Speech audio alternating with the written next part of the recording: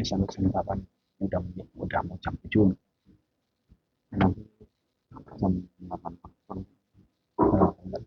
pada 8 boleh ya, jam 8.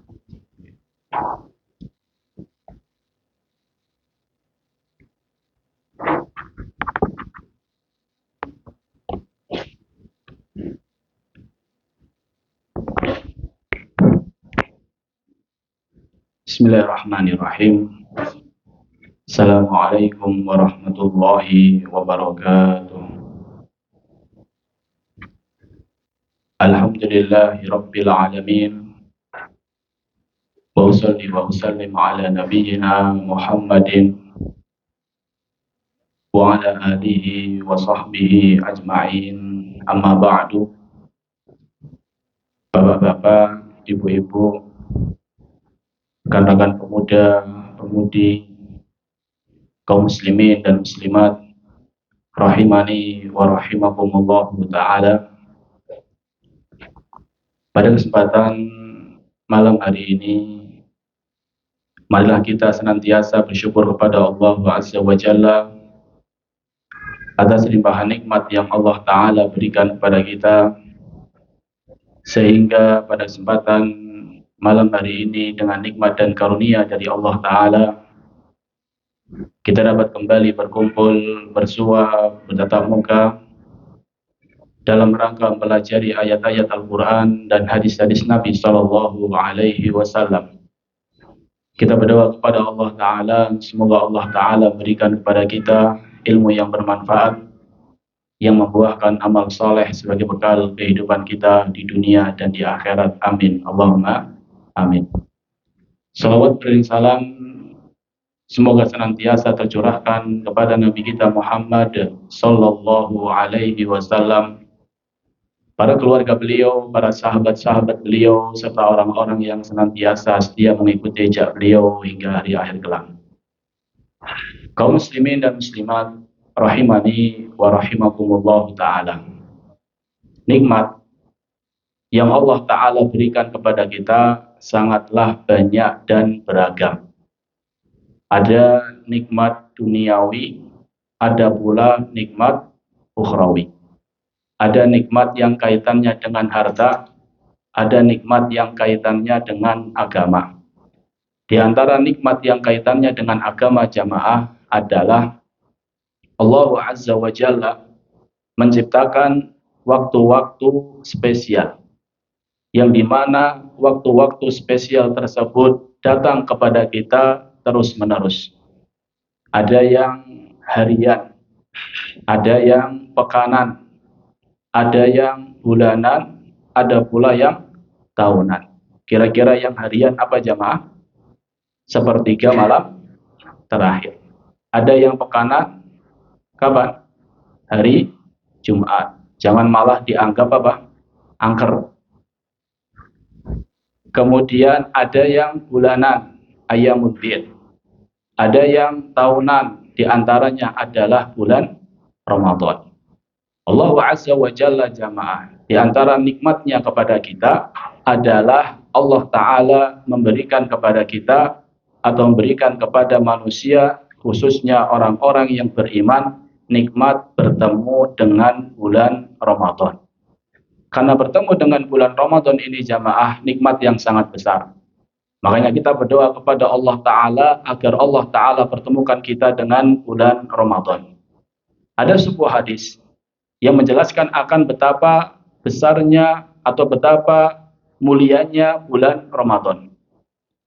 Thalhah ibn Ubaidillah menceritakan bahwasannya di zaman Nabi Shallallahu Alaihi Wasallam ada dua orang yang masuk Islamnya bareng. Karena mereka masuk Islamnya bareng, berarti start dimulainya catatan amal soleh mereka berdua dimulai di hari yang sama. Karena mereka masuk Islamnya bareng. Kata Thalhah bin Ubaidillah, fakana ahaduhuma asyaddu ijtihadan minal akhar. Si A ini lebih semangat dalam beribadah daripada si B. Faghazal mujtahidu fastushhid. Dan si A ini dia berjihad dan dia mati syahid. Jadi ada si A sama si B. Si A dan si B masuk Islamnya bareng. Si A dari si ibadah lebih semangat. Matinya pun mati apa? Syahid. Sedangkan si B dari si ibadah masih kalah dengan si A. Dan dia pun matinya bukan mati syahid. Kelebihan dia adalah dia hidup setahun lebih lama di dalam Islam daripada si A. Jadi kalau kelebihan si A, pertama ibadahnya lebih semangat, kedua matinya mati apa? Syahid. Sedangkan si B ibadahnya biasa-biasa saja. Biasa-biasa saja versi sahabat, bukan versi kita. Kalau biasa-biasa saja versi kita bagaimana? Ya, biasa nggak sholat, biasa ini. Tapi di sini biasa-biasa saja versi sahabat, rajin ibadah. Namun kalau saya dibandingkan dengan si A, dia masih kalah. Dan dia pun matinya tidak mati syahid. Dia punya kelebihan satu. Apa itu jamaah? Umurnya lebih panjang 1 tahun. Tolhah ibn Ubaidillah, di dalam mimpinya, dia melihat bahwasannya si B masuk surga lebih dahulu. Si B masuk surga lebih dahulu. Padahal tadi si B ibadahnya kalah. Si B matinya bukan mati syahid. Sehingga ketika di pagi hari dia ceritakan mimpi ini kepada manusia, manusia pun ikut heran. Para sahabat Nabi pun heran. Masa sih si B yang ibadahnya kalah, matinya tidak mati syahid, kok masuk surganya apa? Duluan. Sampailah kabar ini ke telinga Nabi kita Muhammad sallallahu alaihi wasallam. Kemudian Nabi sallallahu alaihi wasallam bersabda, "Alaisa qad makatha hadza ba'dahu sanah?" Bukankah si B masih hidup setahun di saat si A sudah meninggal dunia? Kata para sahabat Nabi, "Bala." Kemudian Nabi SAW menyebutkan alasannya. Kenapa kok si B ini masuk surganya lebih dahulu? Wa adraka Ramadan fasamahu. Dan si B bertemu dengan bulan Ramadan yang tidak ditemui oleh si A. Kemudian dia berpuasa di bulan Ramadan. Dia masih bisa puasa di bulan Ramadan jamaah sebulan penuh di saat si A sudah tidak bisa lagi puasa walaupun 1 hari. Wa shalla kada wa kada rak'ah. Dia sudah sholat sekian-sekian sajadatan. Dia sudah sholat sekian-sekian rakaat. Berapa? Ribuan sholat yang dia lakukan dalam setahun. Sholat wajibnya aja setahun kalau nggak salah sampai 6.000. Belum lagi kalau saatnya ditambah dengan sholat apa? Sunnah.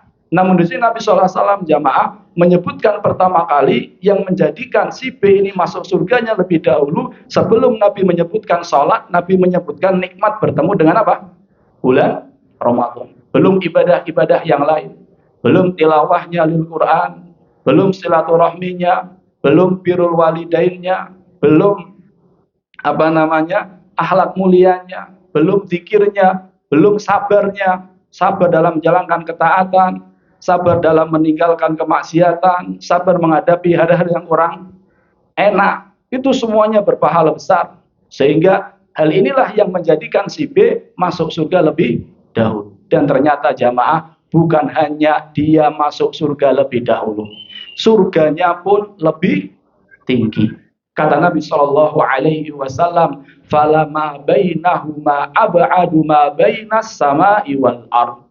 Kata Nabi Shallallahu Alaihi Wasallam, jarak antara mereka berdua di surga lebih jauh daripada jarak antara langit dan bumi. Jadi antara surga si A sama si B, itu si B surganya lebih tinggi. Dan jauh sekali jaraknya, lebih jauh daripada jaraknya apa? Langit dan bumi. Luar biasa jamaah. Hanya beda berapa tahun? Setahun. Lalu bayangkan kalau seandainya beda lebih dari 1 tahun. Bayangkan kalau seandainya beda sampai 2 tahun. Bayangkan kalau seandainya beda sampai 3 tahun dan seterusnya. Maka ini menunjukkan jamaah bahwasannya umur ini nikmat yang sangat luar biasa. Makanya Nabi SAW beliau pernah ditanya, "Ayyun nasi khair?" Wahai Rasulullah, siapa sih manusia yang paling baik? Kata Nabi SAW, "Man tala umruhu wa hasuna amaluhu." Orang yang paling baik adalah orang yang Allah Ta'ala berikan umur panjang dan baik amalannya. Jadi kalau kita melihat ada orang umurnya panjang, kemudian dia soleh jamaah, orang seperti ini susah untuk disaingi. Mungkin kita bisa menyaingi kesolehannya, tapi kita tidak bisa menyaingi banyaknya kesempatan yang dia miliki untuk beramal soleh. Kalau ada orang soleh, kemudian matinya mati muda, mungkin kita mudah untuk menyainginya. Tapi kalau ada orang tua, kemudian dia soleh, umurnya panjang, ini adalah orang yang paling apa? Paling baik. Kemudian Nabi ditanya, fa'ayyun nasi syar? Wahai Rasulullah, siapakah manusia yang paling buruk? Kata Nabi Shallallahu Alaihi Wasallam, man tala umruhu wasa'a amaluhu. Orang yang paling buruk adalah orang yang umurnya panjang dan buruk amalannya. Ini menunjukkan jamaah bahwasannya panjang umur ini adalah nikmat yang sangat besar selama kita manfaatkan dengan sebaik-baiknya. Berarti kalau seandainya kita didoakan semoga umurnya panjang, senang nggak jamaah? Senang, tapi kurang. Semoga umurnya panjang dalam ketaatan. Jadi kalau doakan semoga umurnya panjang, tambahi semoga umurnya panjang dalam apa? Ketaatan. Makanya Nabi SAW jamaah, beliau melarang umatnya untuk berharap mati. Nabi SAW bersabda, la yataman ahadukumul maut. Janganlah salah seorang di antara kalian berharap mati. Kenapa? In kana muhsinan fala'allahu yazdad. Bisa jadi dia adalah orang baik, maka kesempatan hidupnya bisa untuk menambah amal soleh. Wa in kana musian fala'allahu yasta'tib. Bisa jadi dia bukan orang baik, diberikan umur panjang, dia bisa bertaubat. Jadi ini menunjukkan jamaah sekali lagi, umur panjang ini adalah nikmat yang sangat luar biasa. Sebagian orang jamaah, dia berharap mati. Ada orang yang mengatakan, tobal maut. Alangkah indahnya kematian. Mungkin dia merasa sudah apa jamaah? Sudah mumet ya hidup di dunia. Sehingga dia mengatakan, tobal maut. Alangkah indahnya kematian. Ditegur sama ulama. Ulama ini mengatakan, la taqul hakadha ya ibna akhi. Jangan kau ucapkan seperti itu. Sesungguhnya kesempatan hidup yang dengannya kamu bisa beristighfar satu saja lebih baik daripada kamu apa? Meninggal dunia. Ini kalau seandainya hanya satu istighfar. Bayangkan kalau seandainya kesempatan hidup untuk sholat berjamaah, untuk berbakti sama orang tua, untuk memperbanyak ibadah, maka ini sangat luar biasa. Jadi seorang muslim nggak boleh berharap mati. Karena umur ini adalah nikmat yang sangat luar biasa. Sehingga dulu kata Aisyah radhiyallahu taala anha jamaah, ada ketika ada seorang wanita meninggal dunia, maka ada yang mengatakan matat fulanah. Si A telah meninggal dunia, wastarohat, dan dia sudah istirahat. Jadi ada orang meninggal di zaman Nabi, kemudian ada sahabat yang mengatakan matat fulana wastarohat. Si A sudah meninggal dunia dan dia sudah beristirahat. Ditegur sama Nabi SAW. Innama yastarihu man ghufiralahu. Orang yang beristirahat dengan kematian adalah orang yang Allah Ta'ala ampuni apa? Dosanya. Jadi tidak semua orang yang meninggal dia istirahat. Bisa jadi orang meninggal itu adalah awal apa? Kesengsaraan untuk selama-lamanya. Nah, tidak semua orang yang meninggal dengan kematiannya dia istirahat dari keletihan duniawi, dari keburukan duniawi. Maka di antara doa yang diajarkan oleh Nabi Shallallahu Alaihi Wasallam adalah waj'alil mauta rahatan lana min kulli syarr. Ya Allah, jadikanlah kematian sebagai istirahat dari segala keburukan. Intinya jamaah, nikmat umur ini nikmat yang sangat luar biasa. Di antara cara mensyukuri nikmat umur adalah memanfaatkannya dengan sebaik-baiknya. Sebentar lagi insya Allah kita akan bertemu dengan bulan Ramadan. Kesuksesan kita di bulan Ramadan setelah taufik dari Allah itu tergantung seberapa serius kita menyambut bulan Ramadan. Kalau seandainya kita serius menyambut bulan Ramadan setelah taufik dari Allah Ta'ala, insya Allah kita akan sukses di bulan Ramadan. Karena tidak semua orang jamaah, dia bertemu dengan bulan Ramadan, dia sukses. Ada orang yang bertemu dengan bulan Ramadan, dia rugi. Ada enggak? Ada. Kata Nabi SAW, rugi. Siapa orang yang bertemu dengan bulan Ramadan, keluar dari bulan Ramadan, dosanya tidak Allah Ta'ala ampuni. Maka bulan Ramadan yang akan datang insya Allah jamaah kita harus persiapkan dengan sebaik-baiknya. ada persiapan batin. Persiapan batin adalah dengan bergembira. Bergembira akan datangnya bulan Ramadan. Orang yang beriman harus bergembira. Allah Ta'ala berfirman, "Qul bifadlillahi wa birahmatihi fabidzalika falyafrahu."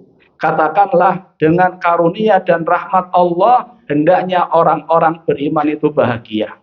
Di antara rahmat dan karunia Allah adalah apa? Bulan Ramadan. Kalau kita bahagia bertemu dengan Ramadan, insya Allah akan mudah bagi kita untuk beramal soleh. Di antara persiapan batin adalah bertaubat. Karena di antara dampak buruk dari maksiat adalah menjadikan seseorang malas dalam beribadah.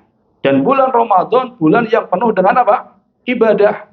Kalau seandainya kita malas, kalau seandainya hati kita masih kotor, maka susah bagi kita untuk beribadah. Di antara persiapan hati menyambut datangnya bulan Ramadan adalah tawakal kepada Allah.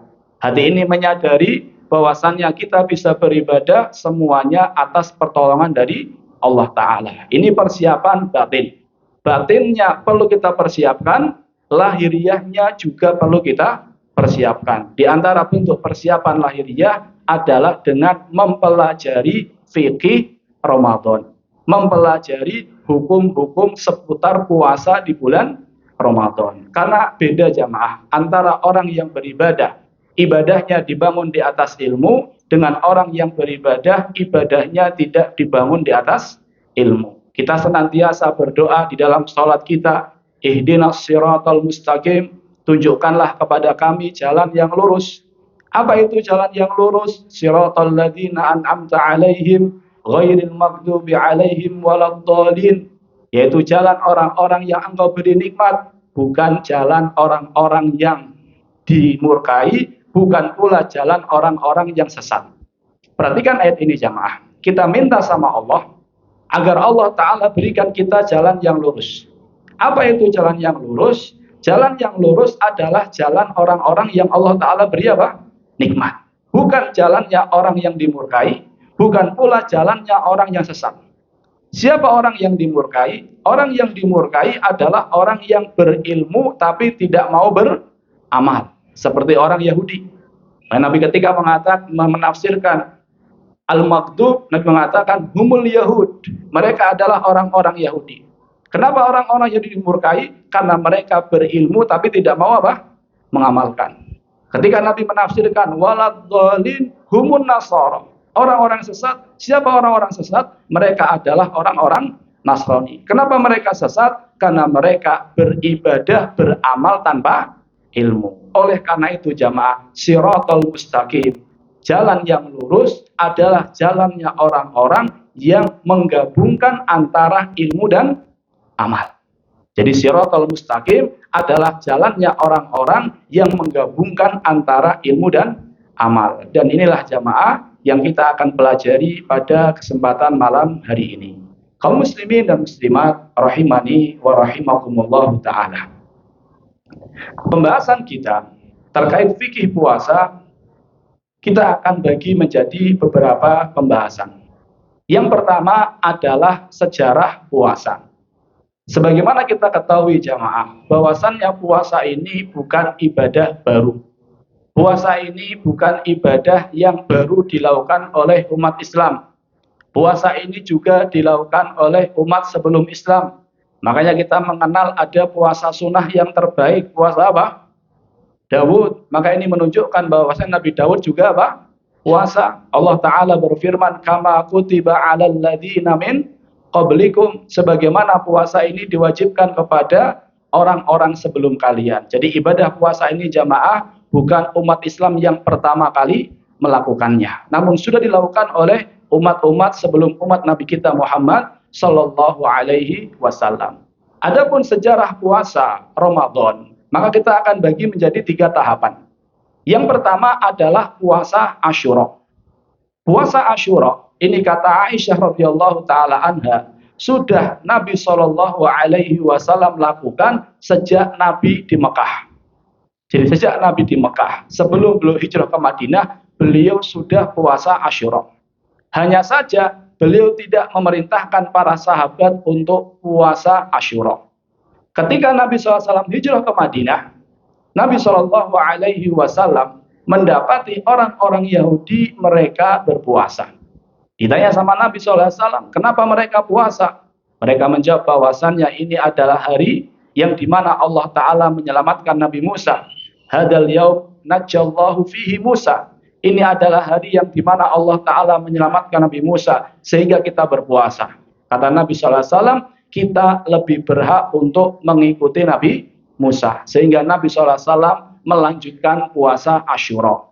Dan di saat itu jamaah, Nabi Shallallahu Alaihi Wasallam perintahkan para sahabatnya untuk puasa. Jadi kalau di Mekah, Nabi sudah puasa Asyura. Hanya saja tidak perintahkan sahabat untuk puasa. Ketika di Madinah, Nabi puasa Asyura dan Nabi perintahkan para sahabat untuk puasa Asyura. Bahkan Nabi mengatakan, "Man kana asbaha shaiman falyutimma shaumahu." Siapa yang di hari ini, maksudnya hari Asyura, dalam kondisi puasa, lanjutkan puasanya. Wa man kana asbaha muftiran falyasum baqiyata yaumihi dzalik. Siapa yang di hari ini dalam kondisi enggak puasa, tahan dari makan dan minum, mulai puasa sampai waktu berbuka. Sehingga sebagian ulama jamaah berpendapat bahwasannya ketika Nabi hijrah ke Madinah, puasa Asyura itu hukumnya apa? Wajib. Ini tahapan pertama. Tahapan yang kedua adalah turunnya kewajiban puasa di bulan Ramadan. Yaitu dengan turunnya surat Al-Baqarah ayat berapa? 183. Ya ayyuhalladzina amanu kutiba alaikumussyam. Wahai orang-orang yang beriman, diwajibkan atas kalian puasa di bulan Ramadan. Ayat ini dikatakan turunnya di bulan Sya'ban. Turunnya di bulan Sya'ban tahun 2 Hijriah. Berarti tahun pertama Nabi Shallallahu Alaihi Wasallam di Madinah, Nabi Shallallahu Alaihi Wasallam belum puasa apa? Ramadan. Kapan Nabi Shallallahu Alaihi Wasallam mulai puasa Ramadan? Nabi Shallallahu Alaihi Wasallam mulai puasa Ramadan adalah di tahun kedua. Ayat ini turunnya di bulan Sya'ban. Berarti kewajiban puasa dan Ramadan itu turun di bulan Sya'ban. Hanya saja mulai puasa di bulan apa? Ramadan. Jadi Sya'ban sebulan setelahnya mulai puasa di bulan Ramadan. Ini tahun kedua bulan Sya'ban. Hanya saja jamaah puasanya sedikit berbeda dengan puasa yang kita kenal sekarang. Ada setidaknya 2 perbedaan. Yang pertama, waktu berbuka itu singkat. Maaf sebelumnya. Yang pertama adalah orang yang mampu puasa boleh puasa, boleh bayar fidyah. Jadi yang mampu puasa, boleh bayar fidyah. Kalau sekarang kan yang mampu puasa harus puasa. Ya bayar fidyah bagi orang yang sakitnya nggak sembuh-sembuh atau bagi orang yang sudah tua renta. Adapun dulu awal-awal diwajibkannya puasa jamaah, orang yang mampu puasa boleh bayar fidyah. Orang yang badannya kuat, fitness tiap hari, lari berapa kilo? 10 kilo barangkali, itu boleh nggak puasa. Asal bayar fidyah. Allah Ta'ala berfirman, وَعَلَى الَّذِينَ يُطِيقُونَهُ فِدْيَةٌ طَعَامُ miskin. Bagi siapa yang mampu berpuasa, kalau dia tidak mau puasa atau dia tidak puasa, maka dia harus bayar fidyah. Kira-kira jenengan kalau hidup di zaman itu, milih puasa atau milih bayar fidyah? Hah? Atau lihat kondisi? Kalau lagi nggak punya uang, puasa. Kalau lagi punya uang, fidyah seperti itu. Iya. Ini dulu di awal-awal. Saya garis bawahi tolong di awal-awal. Sekarang udah nggak berlaku jamaah ya. Yang kedua, perbedaan kedua adalah di saat itu orang yang berpuasa jamaah, waktu berbuka itu sangat singkat. Waktu berbuka itu sangat singkat. Dari terbenamnya matahari, dari masuknya waktu adzan maghrib sampai isya, atau sampai sebelum tidur. Artinya kalau sudah isya, sudah tidur, bangun, sudah nggak boleh lagi buat Indomie. Sudah nggak boleh lagi beli nasi goreng, sudah nggak boleh lagi. Hanya sampai isya atau sampai dia apa? Sebelum tertidur.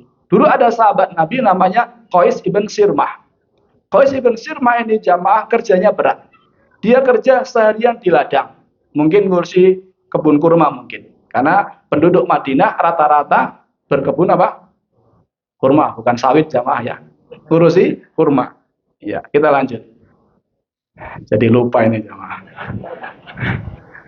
Ya, dia seharian ngurusin kebun sawit. Astagfirullahaladzim. Dia seharian ngurusin kebun kurma. Mungkin saya tidak tahu, nggak disebut di situ kurma atau sawit, saya tidak tahu. Tapi sawit kayaknya nggak mungkin. Ngurusin kebun kurma. Ketika dia pulang ke rumah, dia mendapati istrinya dan bertanya, hal indaki ta'am, apakah ada bisa dimakan? Kata istrinya tidak ada. Seharian kerja capek-capek, pulang ke rumah mau berbuka, ternyata tidak ada yang bisa digunakan untuk berbuka. Kira-kira kalau jenengan bagaimana? Hah? Minimal diem tok. Tapi sambil apa? Minimal itu. Kalau nggak tahan ya ngamuk. Minimal diem. Tapi Qais ibn Sirmah ini jamaah, ketika istrinya menjawab demikian, akhirnya dia tertidur. Istrinya mengatakan, kamu tunggu sini, saya mau cari makanan. Akhirnya dia tertidur jamaah. Ketika istrinya pulang, mendapati suaminya sudah tidur. Kata istrinya, khaibatun lak, kasihan sekali kamu. Kamu kerja seharian, mau berbuka, tidak ada bisa dimakan, giliran ada yang dimakan, kamu sudah tertidur. Dan di saat itu kalau sudah tertidur, bangun lagi nggak boleh makan. Ya Allah, berat sekali. Akhirnya jamaah hari kedua dia puasa. Dan hari kedua dia puasa, dan di hari kedua dia pingsan. Sampailah kabar ini ke Nabi kita Muhammad SAW. Turunlah Al-Quran surat Al-Baqarah, di ayat setelahnya Allah Ta'ala berfirman, wa kulu washrabu hatta yatabayyana lakumul khaytul abyadu minal khaytil aswadi minal fajr. Makan minum sampai jelas bagimu benang putih dari benang hitam, maksudnya adalah fajar shadiq. Alhamdulillah Qais bin Sirmah pingsan. Kalau nggak pingsan, kita yang pingsan jamaah. Iya. Ini tahapan yang kedua. Tahapan yang ketiga adalah puasa yang kita kenal sekarang. Ini menurut penuturan Ibnu Katsir dalam Al-Bidayah wa Nihayah, Muhammad Abu Syaibah dalam Sirah Nabawiyah. Ini pembahasan pertama, sejarah puasa. Pembahasan kedua adalah macam-macam puasa. Yang pertama adalah puasa wajib, yang kedua adalah puasa sunnah. Puasa wajib ada 4. Yang pertama Ramadan, yang kedua qadha, yang ketiga nazar, yang keempat kafarah. Adapun puasa sunnah ada yang pekanan. Apa itu? Senin Kamis. Ada yang bulanan, Ayyamul Bid. Ada yang tahunan, apa? Arafah. Terus Syawal, kemudian Asyura. Ini puasa yang tahunan. Apa bedanya Ustaz? Antara puasa wajib sama puasa sunnah. Perbedaan puasa wajib dan puasa sunnah. Yang pertama, puasa wajib tidak boleh dibatalkan. Sedangkan puasa sunnah itu boleh dibatalkan. Walaupun baiknya ya jangan dibatalkan. Namun puasa sunnah itu boleh dibatalkan. Tapi kalau puasa wajib nggak boleh dibatalkan. Jadi lagi puasa, diajak sama temennya, Mas, ayo Mas kita makan sop kai kambing. Aduh, boleh nggak batal ya? Saya sedang apa? Qadha ini. Boleh nggak jamaah? Boleh nggak? Nggak boleh, karena puasanya puasa apa? Wajib. Tapi kalau puasa sunnah, Senin Kamis contohnya, ayo Mas makan Mas, saya ajak makan apa? Sate contohnya. Batal boleh nggak? Boleh. Tapi kalau diajaknya nasi megono ya mikir-mikirlah jamaah. Eman-eman sahurnya jamaah kan? Ya, ini perbedaan pertama. Karena kadang kita ditanya, kalau puasa sunnah boleh nggak dibatalkan? Maka jawabannya apa? Boleh. Melihat kondisi, kalau seandainya memang asalnya kita batalkan, contohnya kita dijamu sama teman yang sudah lama nggak ketemu, kemudian dia senang kalau seandainya kita makan, maka kalau seandainya puasa itu puasa sunnah, maka boleh dibatalkan. Perbedaan kedua antara puasa wajib dan puasa sunnah adalah kalau puasa wajib, niatnya harus sebelum subuh. Kalau puasa wajib, niatnya harus sebelum subuh. Sedangkan puasa sunnah, niatnya boleh setelah subuh. Ini pembahasan yang kedua, macam-macam puasa. Kemudian pembahasan yang ketiga jamaah, ini kita mulai pembahasan puasa. Yang pertama dari malam sampai malam lagi. Niat, kita awali dengan niat. Kita sampaikan tadi, bahwasannya kalau puasa wajib harus niat di malam hari, maksimal sebelum apa? Subuh.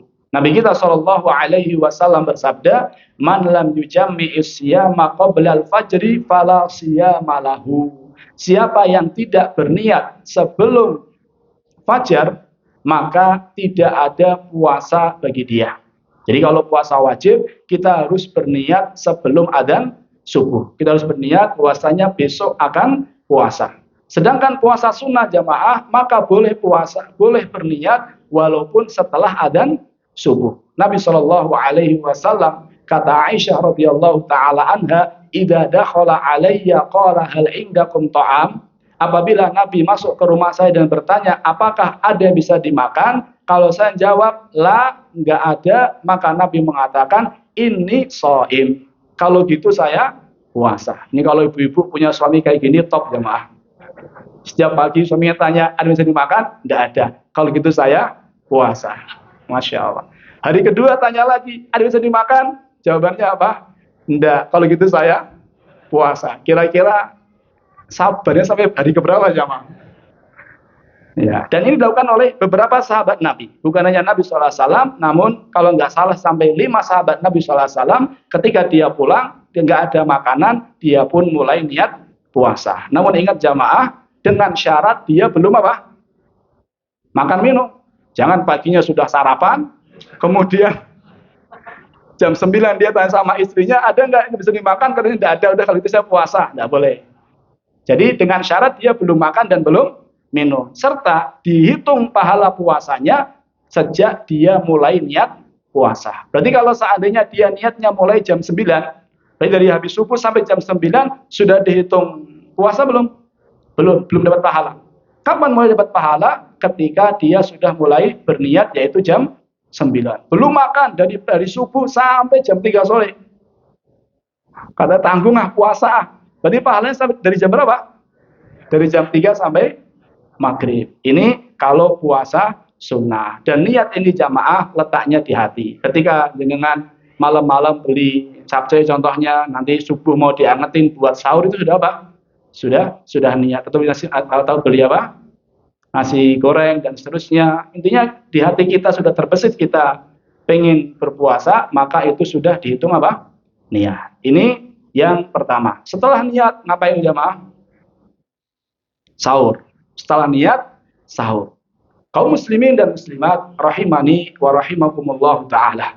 Sahur hukumnya adalah sunnah muakkadah. Sunnah yang sangat ditekankan.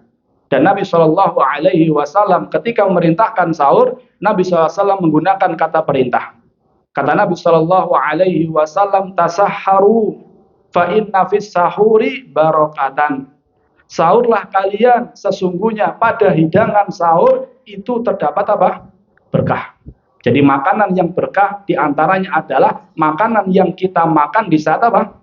Sahur. Ini makanan yang berkah jamaah. Di antara bentuk keberkahannya adalah menjadikan kita kuat untuk berpuasa. Di antara bentuk keberkahannya kita menjalankan puasa dan kita menjalankan perintah Nabi Shallallahu Alaihi Wasallam. Dan biasanya kata perintah itu menunjukkan wajib. Namun para ulama mengatakan walaupun digunakan kata perintah, namun nggak sampai wajib. Kenapa? Karena Nabi Shallallahu Alaihi Wasallam pernah puasa wisol. Puasa wisol itu hari ini puasa, besok lanjut apa? Puasa lagi tanpa buka dan tanpa sahur. Maka Nabi SAW pernah meninggalkan sahur. Dari sinilah ulama mengatakan bahwasanya sahur itu tidak sampai apa? Wajib. Karena Nabi SAW menggunakan kata perintah, maka sunnahnya bukan sekedar sunnah biasa, namun sunnah yang apa jamaah? Muakkadah. Ustadz, saya nggak bisa Ustadz makan sahur banyak-banyak, nggak bisa. Siapa yang bilang makan sahur harus satu porsi nasi goreng? Nggak ada.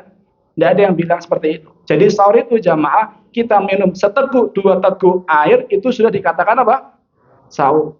Nabi kita SAW bersabda, as-sahuru akluhu barokah. Makan sahur itu berkah. Fala tada'u, jangan ditinggalkan. Tadi yang pertama pakai kata perintah. Sekarang pakai kata apa?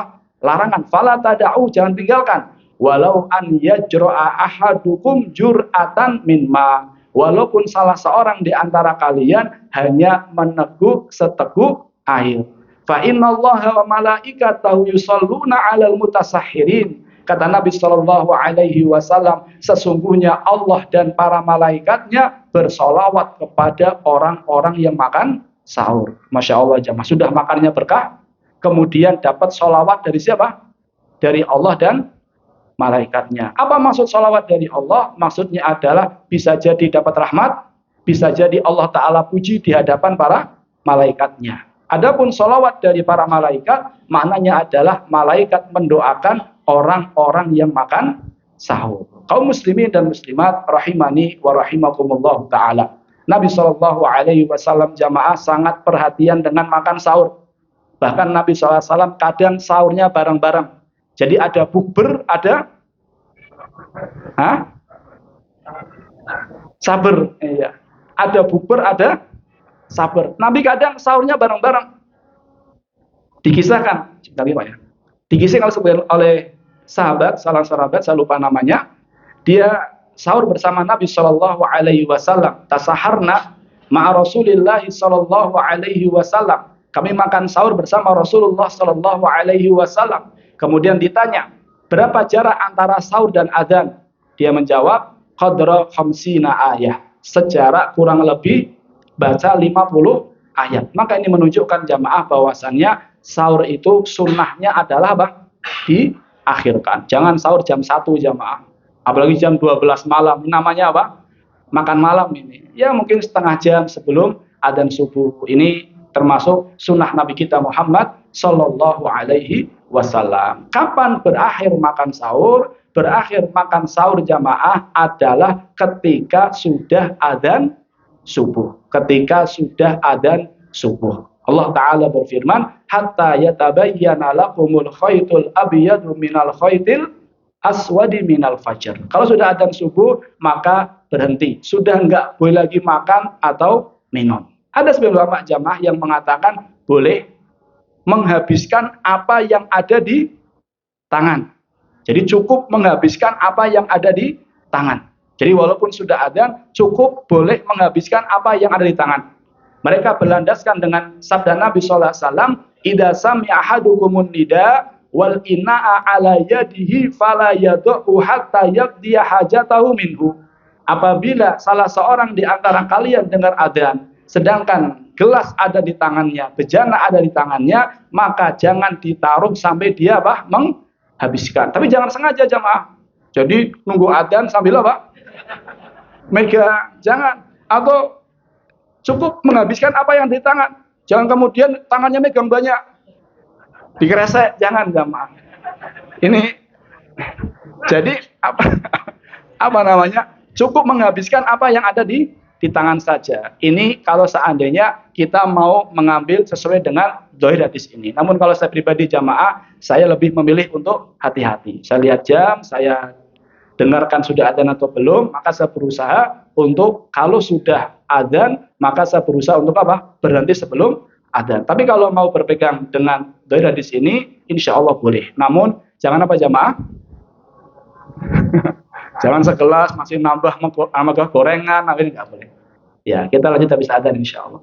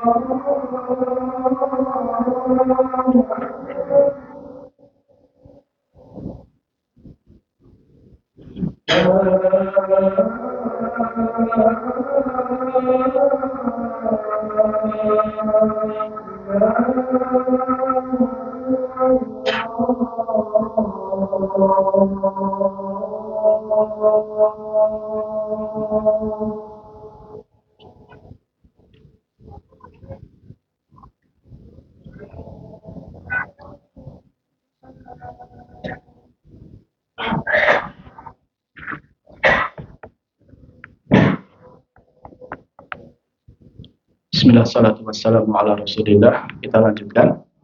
Tadi yang pertama niat, setelah niat apa jamaah? Sahur.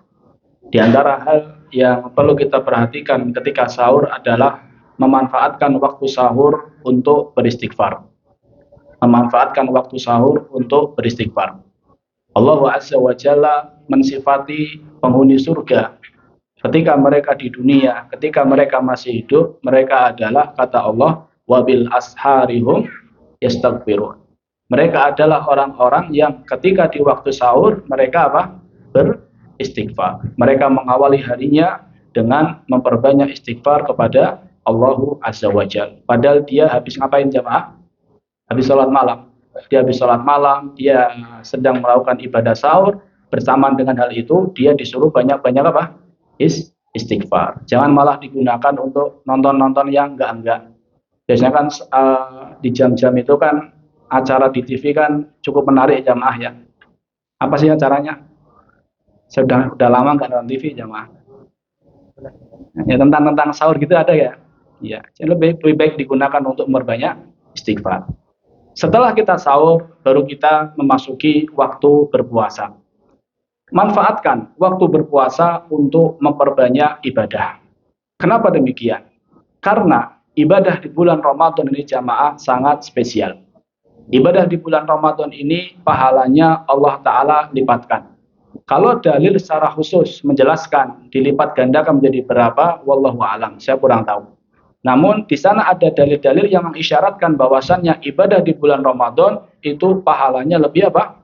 Lebih besar. Di antaranya sabda Nabi sallallahu alaihi wasallam, "Innal umrata fi Ramadan taqdi hajjatan aw hajjatan ma'i." Umrah yang dilakukan di bulan Ramadan itu pahalanya seperti haji atau bahkan haji bersama Nabi sallallahu alaihi wasallam. Secara asal, umrah sama haji pahalanya besar mana? Haji jelas. Umrah selesai 3 sampai 4 jam insyaallah.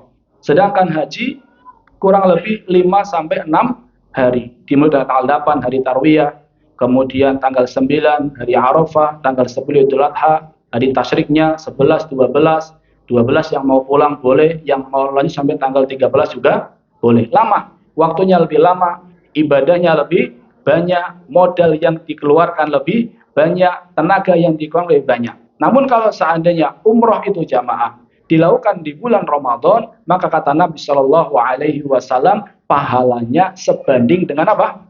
Haji. Bahkan haji bersama Nabi Shallallahu Alaihi Wasallam. Saya pernah diceritakan sama orang yang dia tiap tahun umroh di bulan Ramadan. Dia mengatakan, Ustadz kalau sudah pernah merasakan umroh di bulan Ramadan, maka kayaknya kurang tertarik umroh di selain bulan Ramadan. Bukan dalam rangka menganggap sebelah mata jamaah, namun beliau menyatakan betapa nikmatnya umroh di bulan Ramadan. Jadi umroh di bulan Ramadan itu jauh lebih nikmat daripada umroh di selain bulan Ramadan. Umroh di selain bulan Ramadan pahalanya besar, banyak keutamaannya. Namun umroh di bulan Ramadan ini jauh lebih apa?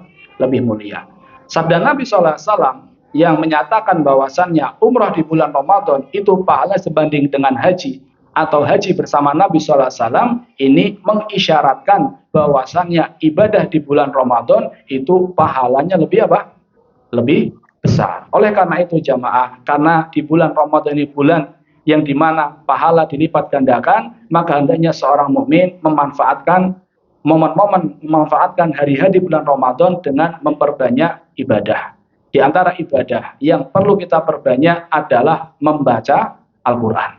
Di antara ibadah yang perlu kita perbanyak adalah membaca Al-Quran. Karena Al-Quran dengan bulan Ramadan ini jamaah kaitannya sangat erat. Allah Ta'ala berfirman, Syahrul Ramadan alladzi unzila fihil Quran. Bulan Ramadan yang di dalamnya kami menurunkan Al-Quran. Nabi SAW di bulan Ramadan belum meroja Al-Quran bersama Jibril. Jadi setiap malam bulan Ramadan, Nabi SAW membaca Al-Quran di hadapan Jibril. Ini semua menunjukkan jamaah bulan Ramadan adalah bulan untuk fokus membaca Al-Quran. Salah seorang ulama, Az-Zuhri rahimahullah ta'ala, beliau mengatakan, ketika datang bulan Ramadan, beliau mengatakan, innama huwa tilawatul Quran wa it'amut ta'am. Bulan Ramadan adalah bulan untuk menyibukkan Al-Quran dan bersedekah dengan makanan. Ini kata Zuhri, bahwasannya bulan Ramadan adalah bulan untuk sibuk baca Al-Quran dan bulan untuk sibuk bersedekah dengan apa? Makanan. Maka bulan Ramadan jamaah perlu kita buat jadwal. Siapa yang pengen hatam sekali, maka sehari minimal baca berapa? 1 juz. Siapa yang pengen hatam 2 kali, sehari minimal baca 2 juz, dan seterusnya. Diriwayatkan bahwasannya Imam Asy-Syafi'i di dalam bulan Ramadan hatam sampai berapa kali? 60 kali. Ya kita nggak 60 lah, nolnya dibuang lah. Jangan yang dibuang, namanya jamaah. Buang namanya nggak hatam nanti. Yang dibuang apanya? Nolnya. Berarti kalau seandainya pengen 6 kali, sehari baca berapa jamaah? 6 juz. Yang penting niat dulu jamaah. Tapi ya ngukur kemampuan juga jamaah ya. Saya niat pokoknya hatam 10 kali ya. Enggak apa-apa sih. Tapi sesuai dengan kemampuan kita, kita angkur. Tapi kita sudah ada niat kebaikan untuk bisa hatam Al-Quran lebih dari sekali. Al-Imam Ahmad beliau mengatakan, inwil khaira, fa innaka la tazalu bi khairin ma nawaital khaira. Senantiasalah engkau berniat kebaikan, sesungguhnya engkau akan senantiasa berada di atas kebaikan selama engkau senantiasa berniat kebaikan. Artinya, senantiasalah engkau berniat kebaikan, karena engkau akan berada di atas kebaikan selama engkau berniat kebaikan. Jadi kita punya niat untuk bisa hatam Al-Quran berkali-kali di bulan Ramadan. Kalaupun nggak bisa, insya Allah sudah terhitung pahala apa? Niat. Tapi jangan pahala niat terus jamaah ya. Jadi ada tekad juga. Ini ibadah di bulan Ramadan. Di antara hal yang perlu kita perhatikan ketika kita puasa adalah benar-benar memerhatikan pembatal-pembatal puasa. Pembatal-pembatal puasa banyak. Di antaranya makan dan minum. Di antaranya haid dan nifas. Di antaranya adalah murtad. Kalau murtad bukan hanya batal puasa, batal apa? Segalanya. Di antara batal puasa adalah jima. Di antara batal puasa adalah makan dan minum. Dan makan dan minum ini jamaah tidak batal kalau seandainya orang yang makan dan minumnya karena apa? Lupa. Jadi pulang ke rumah, buka kulkas, di kulkas ada apa? Ada sirup, ada jus. Buka lemari dapur, ada Indomie, kemudian dia makan. Ternyata lupa. Tapi sayang jamaah, kalau bulan Ramadan itu jarang lupa. Kenapa jarang lupa? Karena semuanya puasa. Kemana-mana puasa. Jadi hawanya hawa puasa. Yang sering lupa itu puasa apa? Puasa sunnah. Tapi kalau Ramadan tuh pengen lupa nggak bisa jamaah. Ya. Nabi kita SAW bersabda, man nasya wa huwa shaib fa akala aw syariba falyutimma shaumahu. Siapa yang lupa dia dalam kondisi puasa, kemudian dia makan atau minum, maka hendaknya dia melanjutkan apa ya? Puasanya, bukan makan minumnya jamaah, melanjutkan puasanya. Kenapa? Fa innama at'amahu Allahu wa saqa. Karena sungguhnya Allah lah yang ngasih makan kepadanya, Allah lah yang ngasih minum kepadanya. Berarti orang yang kadang lupa itu mendatangkan apa? Berkah. Lupa itu mendatangkan nikmat. Saya pernah dengar seorang jamaah, dia ahli saraf, di antara nikmat Allah adalah nikmat lupa. Kalau manusia itu nggak lupa, waduh, repot jamaah. Masalah 40 tahun yang lalu belum lupa. Di antara nikmat Allah kepada kita adalah nikmat apa? Lupa. Apalagi lupa makan dan minum ketika apa? Puasa. Itu yang ngasih makan minum siapa jamaah? Allah. Berarti Ustaz, kalau kita melihat ada orang yang puasa, dia makan dan minum, kita tegur enggak? Itu lagi dikasih makan minum sama Allah jamaah. Berarti kita tegur enggak? Mau ditegur, berarti kita memutus rezeki dia jamaah. Iya. Kata para ulama, ditegur. Kenapa? Bagi kita itu adalah apa? Kemungkaran. Bagi kita itu adalah kemungkaran. Tapi jangan sengaja negurnya habis makan gorengan cabenya 5, pas mau minum baru jawab kan? Ditegur, jangan jamaah. Ini pembatal makan dan minum. Di antara pembatal puasa, ini udah nikah semua ya. Ini penting, jima. Pembatal puasa adalah jima. Apa itu jima? Yang belum nikah pura-pura nggak dengar. Ya, apa itu jima? Jima itu adalah iltiqaul khitanain. Bertemunya dua khitan. Mohon maaf, boleh jelaskan boleh ya? Boleh Pak ya. Jadi kalau kepalanya, paham kan kepala kan? Bisa jelaskan ya. Kalau kepalanya sudah masuk, ini dikatakan apa? Jima. Kalau kepalanya belum masuk, maka dia dikatakan apa? Jima. Kalau kepalanya sudah masuk, wa in lam yanzil, kalaupun tidak keluar, maka dia sudah melakukan pembatal puasa. Namun kalau seandainya kepala tidak masuk, kemudian keluar, maka dia tidak jima. Batal puasanya, tapi dia tidak apa? Tidak terhitung melakukan jima. Jadi ibrohnya, barometernya adalah kepalanya sudah masuk atau belum. Ketika kepalanya sudah masuk, maka walaupun tidak keluar, maka dia sudah melakukan pembatal puasa yang paling besar, yaitu apa? Jima. Dan orang yang melakukan jima di siang hari bulan Ramadan jamaah, konsekuensinya banyak. Yang pertama, dia berdosa. Yang kedua, dia harus mengqadha. Yang ketiga, dia harus bayar kafaroh. Apa kafarohnya? Kafarohnya adalah apa yang disebutkan oleh Nabi SAW, disebutkan oleh Abu Hurairah radhiyallahu taala anhu, bahwasanya suatu hari Nabi SAW sedang duduk bersama para sahabatnya. Kemudian datang seseorang mengatakan, ihtaraktu, wahai Rasulullah, saya terbakar. Dia menganggap bahwasanya dosa yang dia lakukan itu sudah membakar dirinya. Ini para sahabat jamaah. Ketika mereka terjatuh dalam dosa, mereka sangat merasa tidak nyaman dengan apa yang sudah dia lakukan. Dia mengatakan ihtaraktu, dan lain halaktu, saya binasa wahai Rasulullah. Ditanya kenapa? Saya melakukan hubungan suami istri. Saya melakukan hubungan suami istri dengan istri saya di siang hari bulan Ramadan. Kemudian Nabi SAW mengatakan, kamu punya budak? Dia bilang, saya nggak punya. Kamu bisa merdekakan budak? Dia bilang, saya nggak bisa. Kamu bisa puasa 2 bulan berturut-turut? Dia bilang, nggak bisa. Jangankan 2 bulan, sebulan aja apa? Batal. Bisa jadi istrinya ketika puasa tambah cantik jamaah. Makanya dia batal di saat puasa.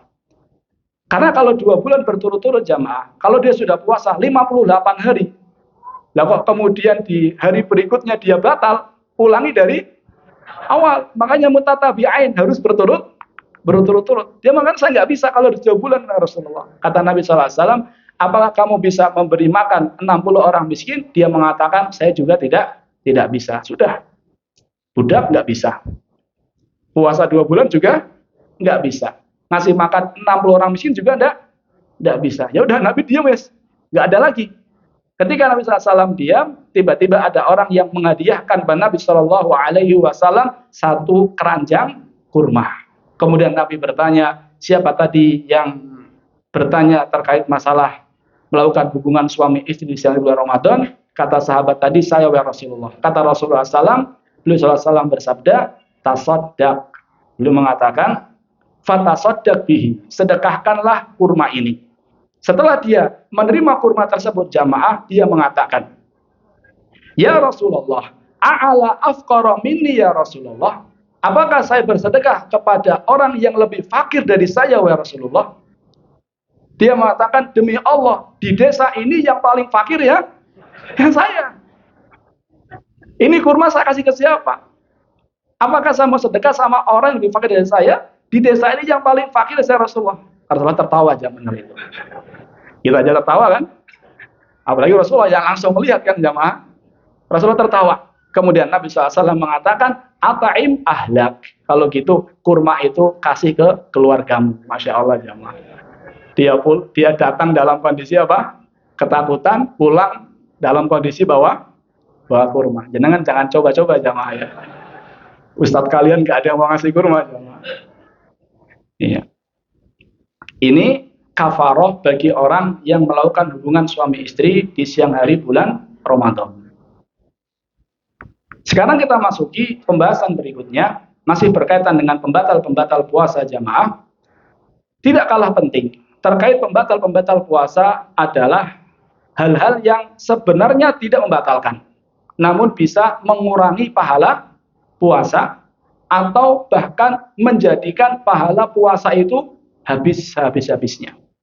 Puasanya tetap sah, tapi bisa mengurangi keutuhan pahala puasa, atau bahkan menghilangkan pahala puasa. Maka seorang yang berpuasa jamaah, hati-hati. Ketika kita puasa itu, argo pahala kita terus mengalir. Jangan sampai kemudian kita melakukan hal-hal yang menjadikan pahala kita berkurang. Nabi kita SAW bersabda, asyamu junnah. Puasa itu adalah tameng. Puasa itu adalah perisai yang menghalangi seseorang dari api neraka, yang menghalangi seseorang dari berbuat dosa. Fa idza kana ahadukum sha'iman fala yarfus wala yajhal. Kalau seandainya salah seorang di antara kalian sedang puasa, jangan ngucapin ucapan yang kotor, jangan pula melakukan hal-hal yang bodoh. Artinya jangan melakukan kemaksiatan. Kenapa? Maaf kata Nabi, fa in imru'un syatamahu aw qatalahu falyaqul inni sha'im. Bahkan kalau seandainya emosinya dipancing, dia dihina, dia diajak berantem, ucapkan ini sha'im, saya sedang puasa. Jangan ditambah jamaah, nanti kalau mau ribut habis buka, jangan jamaah ya. Sudah cukup, ini sha'im gitu aja. Bukan berarti kalau sudah buka boleh ribut jamaah ya. Ya. Karena tidak sedikit orang yang berpuasa, dia hanya dapat lapar dan dahaga. Nabi SAW bersabda, "Rubba shaim hadduhu min siyamil ju' wal atas." Betapa banyak orang yang berpuasa, dia hanya dapat lapar dan dahaga. Nabi mengatakan rubba. Rubba itu litakthir, menunjukkan banyak. Ternyata orang yang seperti ini apa?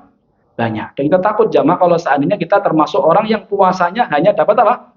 Lapar dan dahaga. Kenapa? Puasanya jalan, maksiatnya juga apa?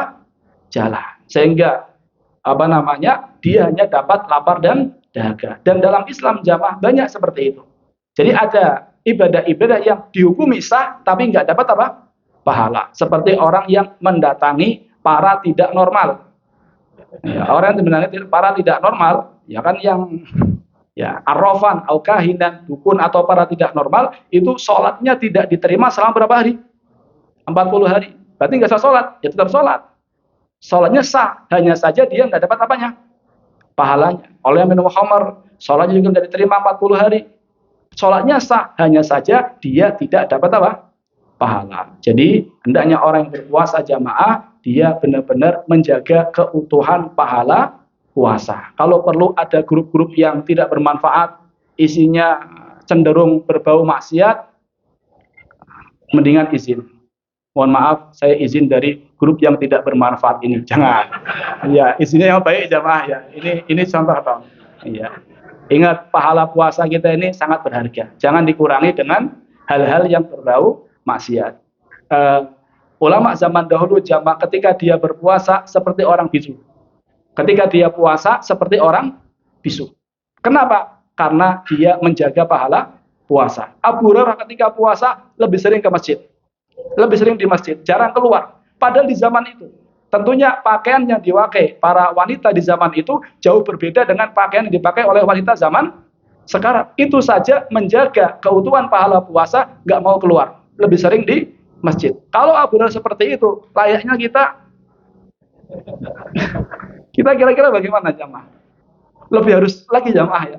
Padahal Abu Hurairah di zaman itu, apalagi zaman sekarang. Intinya jamaah, jaga keutuhan pahala puasa kita. Jabir mengatakan, idza sumta falyasum sam'uka wa basaruka. Apabila kamu puasa, maka puasa pula pendengaranmu.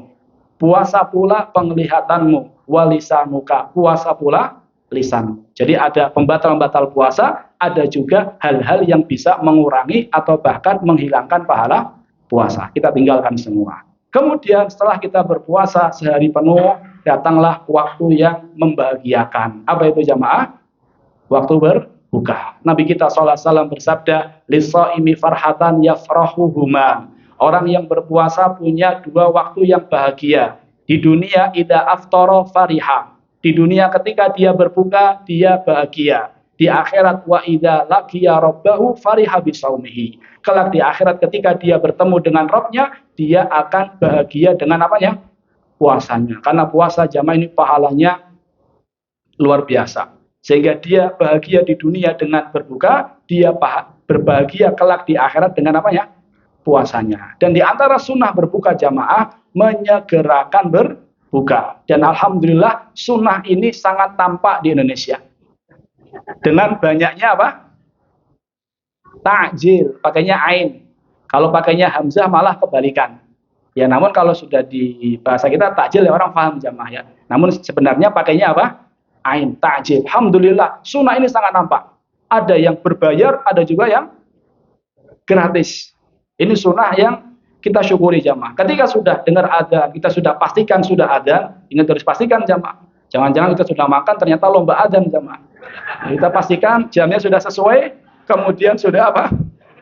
Sudah adzan, maka kita segera makan dan minum. Atau mungkin kita nggak dengar adzan, tapi kita di tepi pantai, kita bisa melihat matahari itu apa? Tenggelam. Maka sudah langsung makan. Kita lihat jamnya, kita nggak dengar adzan, ternyata sudah tenggelam, sudah makan atau minum. Jangan katakan takut naik lagi, jangan. Naik lagi kiamat jamaah. Ya, di antara sunnah berbuka puasa adalah kalau ada berbuka dengan rutop, kurma muda. Dan ini cukup susah jamaah. Kalau tidak ada, maka dengan tamar, kurma tua atau kurma matang. Jadi tidak ada yang muda, yang tua pun jadi jamaah. Ini bicara kurma jamaah ya. Ya. Sunnahnya yang pertama rutop. Kalau tidak ada rutop apa? Kurma. Rutop, kalau nggak ada rutop, tamar. Kalau nggak ada kurma muda, kurma yang sudah masak. Kalau nggak ada kurma yang sudah masak, maka dengan air putih. Jadi air putih pun sunnah.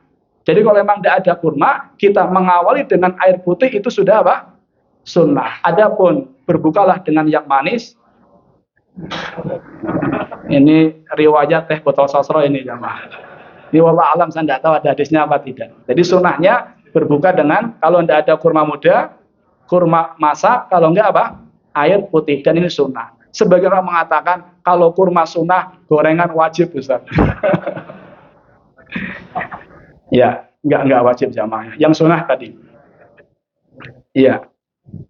Di antara sunnah pula adalah kita membaca doa dhahabat doma'u wa batallatil uruku wa thabatal ajru insyaallah. Kapan doa ini dibaca? Kata Syekh Utsaimin, dibaca setelah makan atau minum. Artinya setelah masuk ke tenggorokan kita, mungkin seteguk dua teguk minuman. Jadi setelah itu baru kita baca. Karena maknanya sesuai.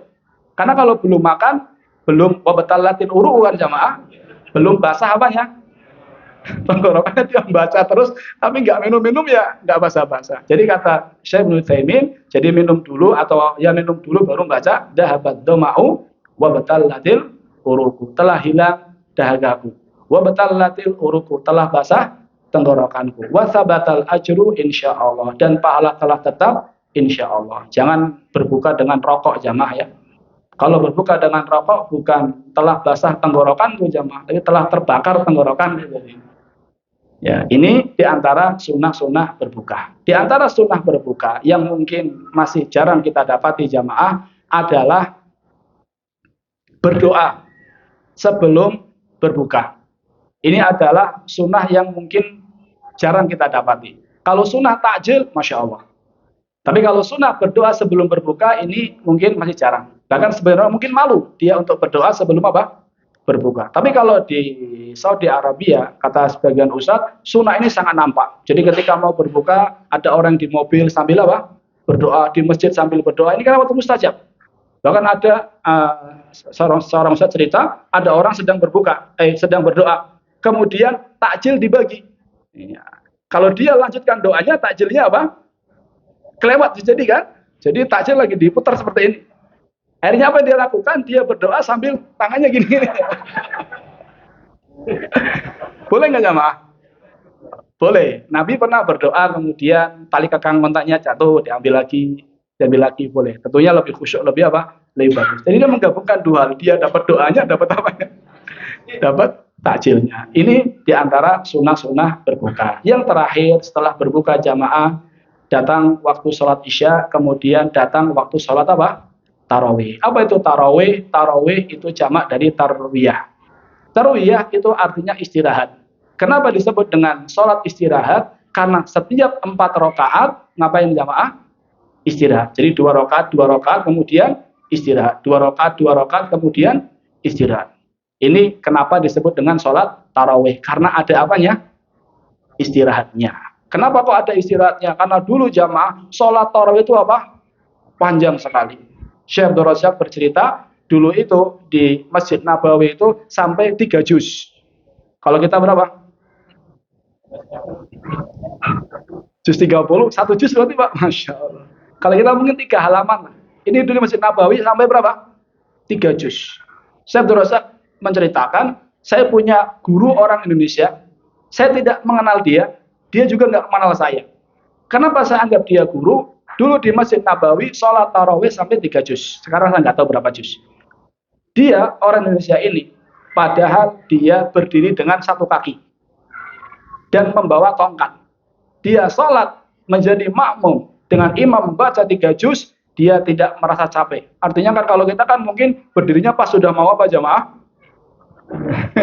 Minal jinnati wan nas, baru Allahu Akbar gitu kan. Kalau tidak, berapa imam berdiri langsung berdiri, imam langsung berdiri. Beliau mengatakan, sejak itu saya yakin, saya sadar bahwasannya kekuatan adalah kekuatan apa? Iman. Padahal kakinya cuma 1, bisa sholat berapa juz jamaah? 3 juz. Kita Masya Allah, kakinya lengkap, bisa jogging kemana-mana dan seterusnya. Namun kira-kira kalau 3 juz bagaimana jamaah? Kapok saya yakin.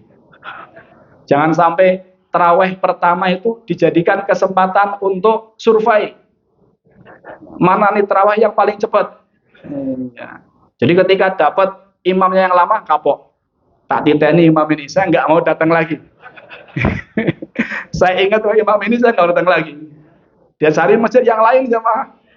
Pas dia cari masjid lain ternyata imamnya dia pindah lagi. Jangan seperti itu jamaah. Kita manfaatkan bulan Ramadan. Tadi saya sampaikan bahwasanya bulan Ramadan adalah bulan apa? Al-Qur'an. Dan di antara sifat orang yang beriman adalah sering mendengarkan Al-Qur'an. Wa idza tuliyat alaihim ayatuhu zadathum imana. Jadi kalau bisa cari masjid yang bacaan imamnya enak. Cari masjid yang nyaman biar Ramadan kita lebih apa? Lebih bermakna dan sholat sampai akhir.